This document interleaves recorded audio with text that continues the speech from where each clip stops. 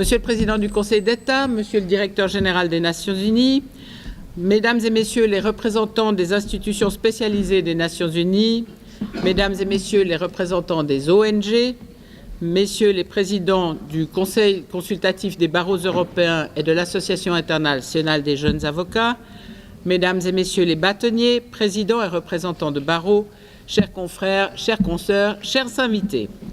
C'est pour moi une très grande joie de vous accueillir à Genève pour ce sommet des membres collectifs de l'UIA.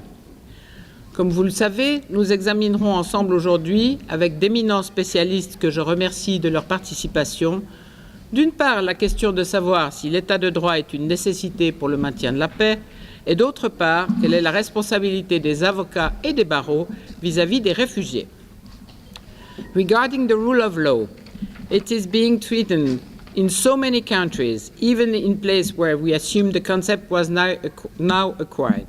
The UIA has recently adopted a definition of the rule of law, the one proposed by Mr. Kofi Annan, former Secretary General of the United Nations, which states that the rule of law is a concept referring to a principle of governance in which all persons, institutions, and entities, public and private, including the state itself, are accountable to laws that are publicly promulgated, equally enforced, and independently adjudicated, and which are consistent with international human rights norms and standards.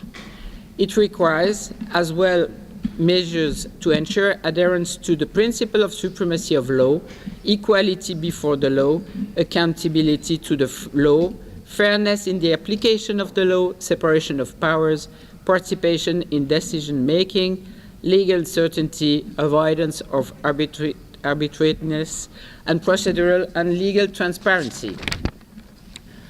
I would like to add that a fundamental characteristic of the rule of law is gender equality, and that, unfortunately, in particular for refugees, such equality does not exist. There are currently almost 65 million people in the world who are displaced or refugees and need assistance. We are gathered here today to find how we, as lawyers, as bar association, can contribute to find and implement solutions in a concrete manner.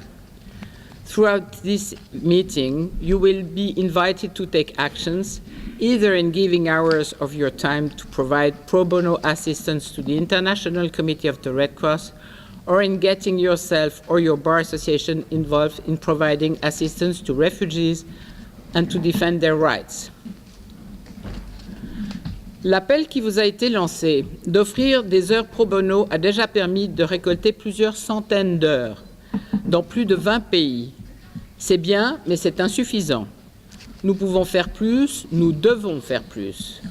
Merci ainsi à tous les avocats et à tous les barreaux disposés à soutenir le Comité international de la Croix-Rouge de compléter et renvoyer le formulaire de don d'heures pro bono qui vous a été adressé avec l'invitation à cette réunion au début du mois de mai et dont des exemplaires se trouvent ou devraient se trouver à l'entrée de la salle.